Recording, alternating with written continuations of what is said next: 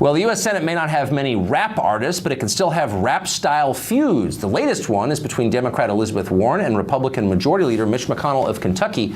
Earlier this hour, you saw the spat between the two, and McConnell silenced Warren on the Senate floor after she tried to suggest that Jeff Sessions is a racist.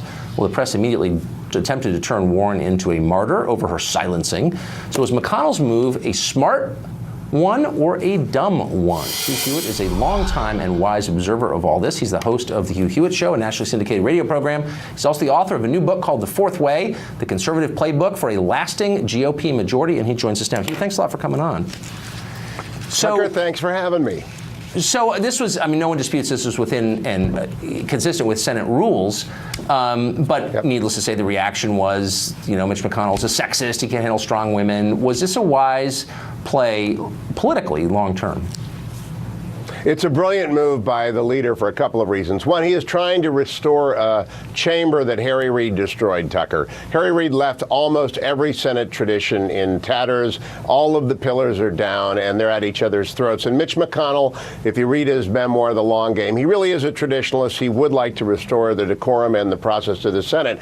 But in my view, as a Republican, as a partisan, making Elizabeth Warren the face of the Democratic Party is a brilliant stroke. I mean, if they can tag team her with Bernie Sanders, and you can have a liberal law professor from Massachusetts and a socialist from Vermont tag team the leadership of the Democratic Party, I am very happy. The last time a left-wing law professor led the Democratic Party, at the end of his 8 years, they were down 12 net seats in the Senate, 50-plus seats in the House, 14 governorships, and 900 state legislators. So I'm all for left-wing law professors becoming the face of the Democratic Party. Really? I mean, I don't know. I mean, I see your point. I think it's a smart point. But I also think, in fact, I'd bet money that if Elizabeth Warren had received the Democratic nomination, she'd be the president right now. Because she is in line with what Democratic voters think. She has a worldview. She can articulate. I don't agree with it, but she's not just an identity politics person. She's got a consistent left-wing economic view that has a lot of support in the country.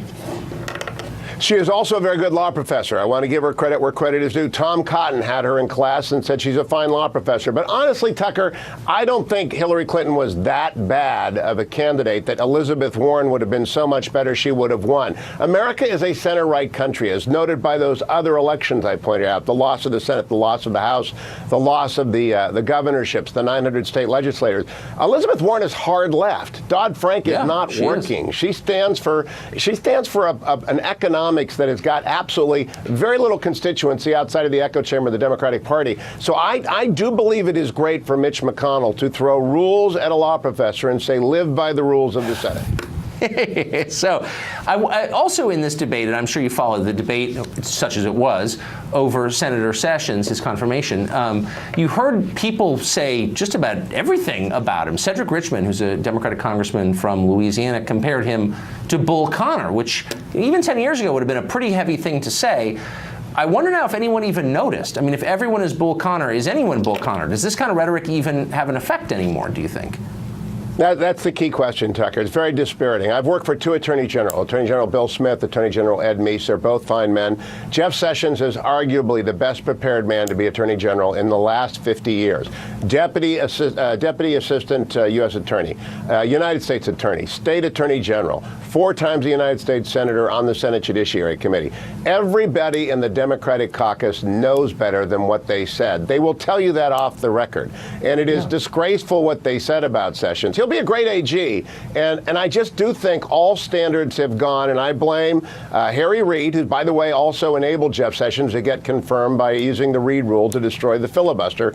But it's Harry Reid's legacy. It's a mess. It's a completely uncivil place that I don't know that Mitch McConnell can repair, even if he wants to, and I'm not sure we want to repair it until after Gorsuch is confirmed. It's a pretty uncivil country, though, all of a sudden. So you just wrote a book on the Fourth Way. What's the Fourth Way?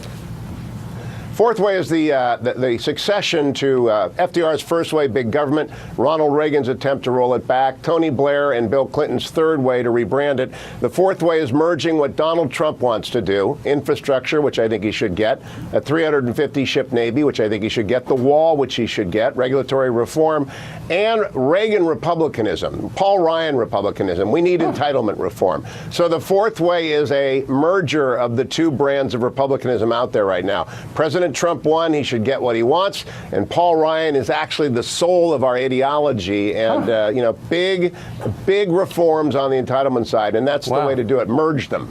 Boy, if those groups can live together, that would be formidable. Hugh Hewitt, thanks a lot for this.